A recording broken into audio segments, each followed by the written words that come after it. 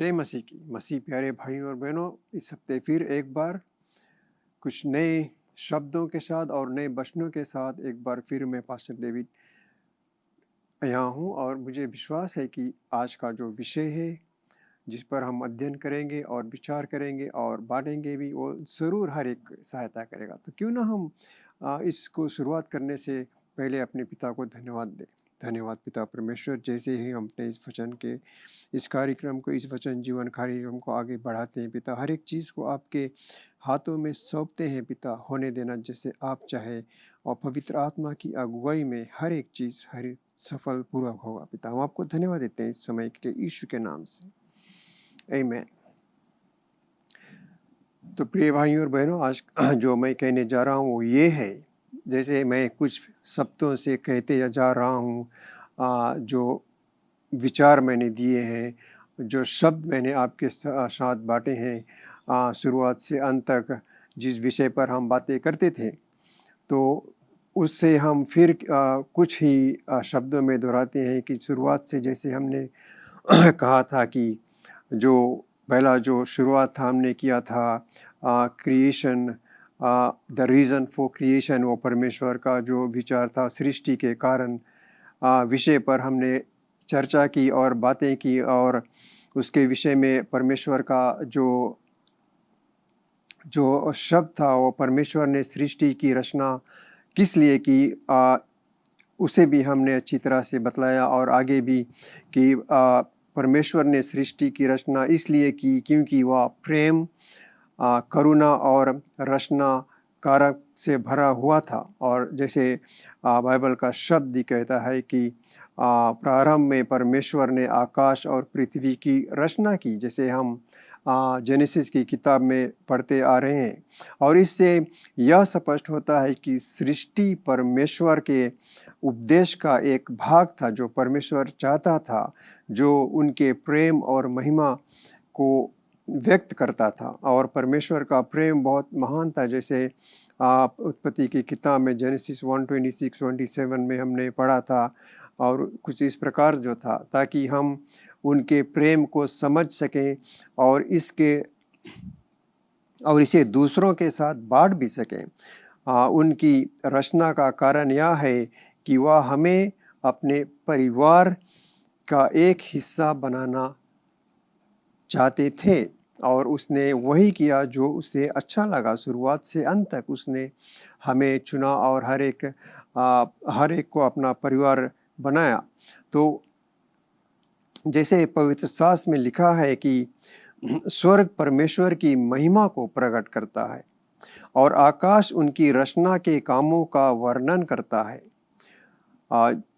इससे यह सिद्ध होता है कि सृष्टि हर एक चीज़, हर एक परमेश्वर की महानता को दिखाने और उनकी महिमा का वर्णन करने के लिए ही होता है। और फिर जो दूसरा जो विषय था, जैसे हमने कहा कि सृष्टि का कारण परमेश्वर का प्रेम है, उनकी महिमा और मानव के साथ उनका एक निकट संबंध जो हर एक मनुष्य के साथ बना हुआ है और हमेशा के लिए वो बना रहेगा, क्योंकि इसीलिए परमेश्वर ने सृष्टि की रचना की, ताकि उसका जो प्रेम है हर एक इंसानों, हर एक भाइयों और बहनों में वे उसी तरह से कर सकें। और फिर जब जो दूसरा हमारा विषय था, द क्रिएशन ऑफ मैन, जिसे हम कहते हैं मनुष्य की सृष्टि, जैसे फिर पवित्र शास्त्र में जैसे लिखा था कि परमेश्वर ने कहा हम मनुष्य को अपने स्वरूप के अनुसार बनाएं, जो समुद्र की मछलियों, आकाश के पंछियों और हर एक जीवित प्राणी पर अधिकार कर सकें, जैसे हम जेनेसिस 1:26 में पढ़े हैं और पढ़ भी सकते हैं। इससे यह स्पष्ट होता है, सही रूप से सिखाता है कि मनुष्य की सृष्टि परमेश्वर की एक विशेष योजना थी जो उसने रचा। उन्होंने मनुष्य को अपनी छवि में इसलिए बनाया ताकि वह उनकी महिमा को समझ सके और उनके साथ एक आतिथ्य संबंध जो है वो कर सके। इसीलिए परमेश्वर का प्रेम इतना महान था कि उसने प्रेम को साझा करने के लिए एक माध्यम की आवश्यकता होती है। मनुष्य को रचकर परमेश्वर ने अपने प्रेम को एक जीवित रूप में प्रकट किया।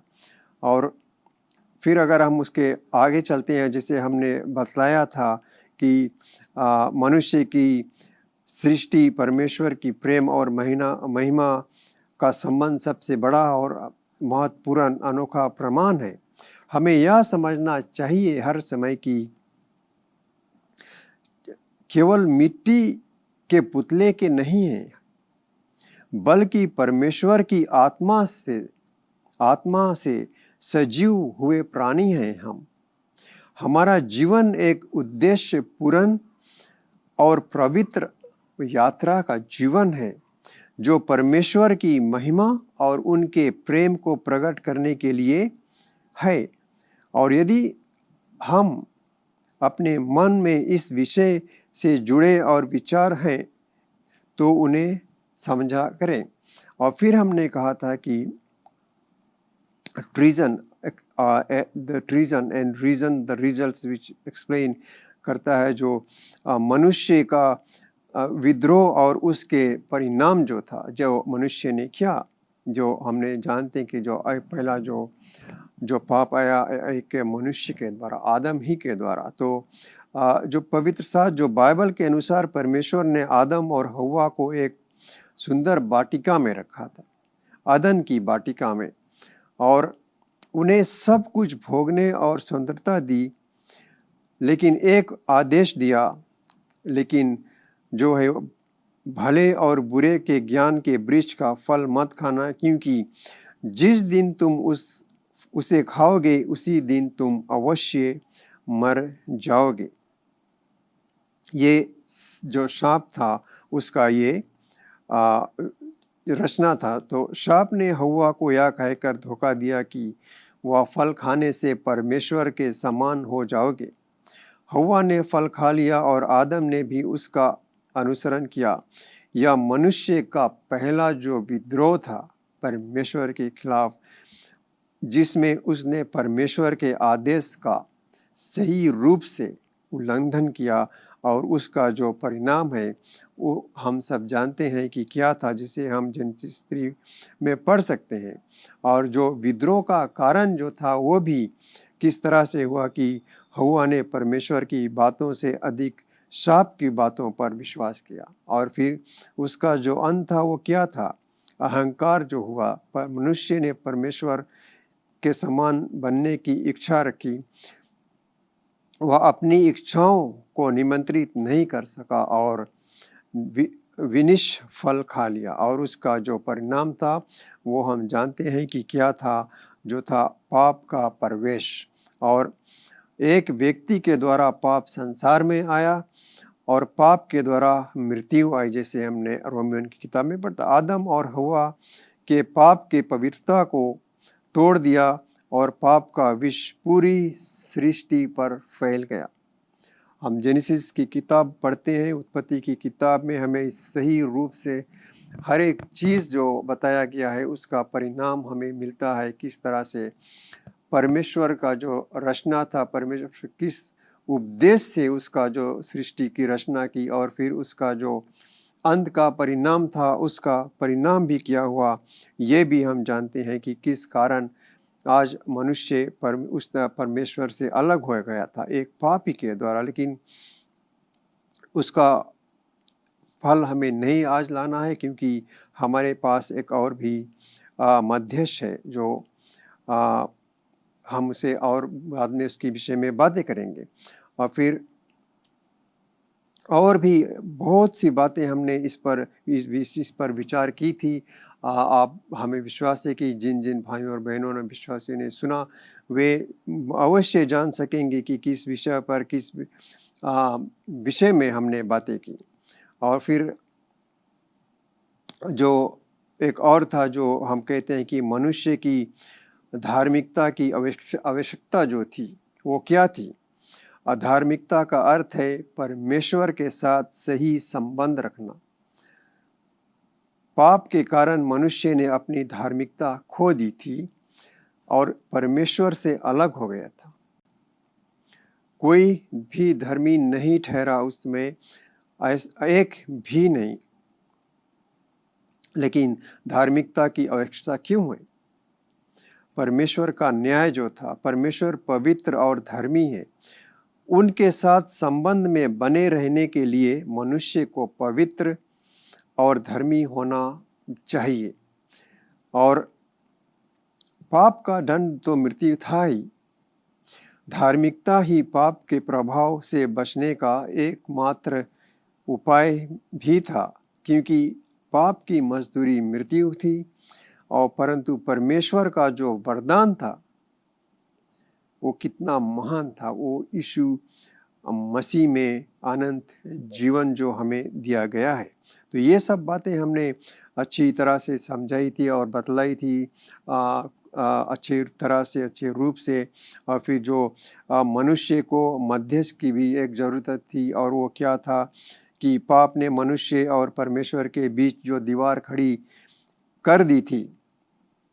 परमेश्वर पवित्र है और मनुष्य पापी ठहरा ही था और पापी कहला भी जाएगा। मनुष्य को परमेश्वर तक पहुंचने के लिए एक मध्यस्थ की आवश्यकता बहुत ज़रूरी थी, और हम सब जानते हैं वो क्या है और कौन था, क्योंकि परमेश्वर और मनुष्य के बीच एक ही मध्यस्थ है, मनुष्य ही, जो मसीह यीशु खुद ही है। और उद्धार का जो मार्ग हमें दिया गया था, यीशु मसीह ने क्रूस पर अपने बलिदान द्वारा मनुष्य और परमेश्वर के बीच का जो रास्ता था वो सही रूप से बनाया, और हमारे और परमेश्वर के बीच का जो दूरी था वो फिर एक तरह से जुड़ा दिया। और उसने सही रूप से कहा कि मैं मार्ग, सत्य और जीवन हूँ, मेरे द्वारा बिना कोई पिता के पास नहीं जा सकता, जैसे हम जॉन 14:6 में पढ़ सकते हैं। तो परमेश्वर ने हमें अपना एक मध्यस्थ हमारे लिए भेजा, वो यीशु था। यीशु ने अपने लहू से हमारे पापों को धो दिया। ये कितना महान कार्य एक मनुष्य ने किया, और हमें परमेश्वर के साथ एक बार फिर मेल मिलाप करने का आवश्यक एक रास्ता बना दिया। तो ये सब बातें हमने अपने पहले जैसे हर एक सप्ताह हमने विचार किया था, इन्हीं सब विचारों पर हमने बातें की थी। तो हमें विश्वास है कि जो विषय में हम अब बातें करने जा रहे हैं, दूसरी बार कहेंगे, ये दूसरा विषय होगा। और जो मसीह का दूसरा आगमन था वो क्या था? दूसरे आगमन का जो वादा था, यीशु ने वादा किया कि वह फिर आएगा, और कहा मैं जाऊंगा और तुम्हारे लिए एक स्थान तैयार करूंगा, और फिर आकर तुम्हें अपने साथ ले जाऊंगा। और फिर विश्वासियों को अनंत जीवन देना जो है, हमें जो अनंत जीवन जीना है, मसीह अपने लोगों को बचाने के लिए दूसरी बार हम जानते हैं वो ज़रूर आएगा। अगर हम इसे और भी जानना चाहते हैं तो हमें इब्रानियों की पुस्तक हिब्रूज 9:20 में हर एक चीज़ सही रूप से दिखलाएगा। तो ये सभी विषय, धार्मिकता, मध्यस्थ, अब्राहमिक वाचा, यीशु का नाम, छंगाई और मसीह का दूसरा आगमन, मनुष्य के जीवन को परमेश्वर के साथ जोड़ने और पवित्र बनाने के लिए अत्यंत महत्वपूर्ण है। परमेश्वर की योजना के अनुसार हर व्यक्ति को यीशु मसीह के माध्यम से उद्धार और अनंत जीवन प्राप्त करने का एक ही अवसर है, और वो है मसीह ही के द्वारा। तो मुझे विश्वास है, जैसे मैंने इस विषय पर कहा कि पिछले कुछ हफ्ते से हमने किस विषय पे बातें की थी, तो ये सब विषय पर हमने बातें की थी जिसका कुछ जो है उसे मैंने अच्छी तरह से समझाया और बतलाया। और मुझे विश्वास है कि जो भी हमारे भाई बहन सुने थे, इस पर ज़रूर विचार करेंगे और गौर करेंगे कि परमेश्वर का जो वचन है वो क्या है। तो मुझे विश्वास है कि इस विषय में और भी हम आगे जैसे कुछ रहेगा तो हम इसके विषय में और भी अच्छी तरह से बातें करेंगे। लेकिन जाने से पहले मैं यही कहूँगा कि हर एक के जो सुनने वाले भाई बहन हैं उन्हें ज़रूर ये कुछ लाभ होगा। तो क्यों ना हम प्रार्थना करें और इसे यहीं पर अंत करें। धन्यवाद पिता परमेश्वर जो आपने हमें ये समय दिया ताकि है आपका जो वचन है, जो पवित्र वचन है, हम एक दूसरे के साथ बांट सकें, उसके विषय में बोल सकें और सलाह कर सकें। पिता मुझे विश्वास है कि जो भी वचन था वो हर के हृदय को छुएगा और खाटे छाटेगा भी पिता। होने देना आप जैसा चाहते हैं पिता। हम आपको धन्यवाद देते हैं एक बार फिर पिता जो आपने हमारा साथ दिया। यीशु मसीह के नाम से आमीन।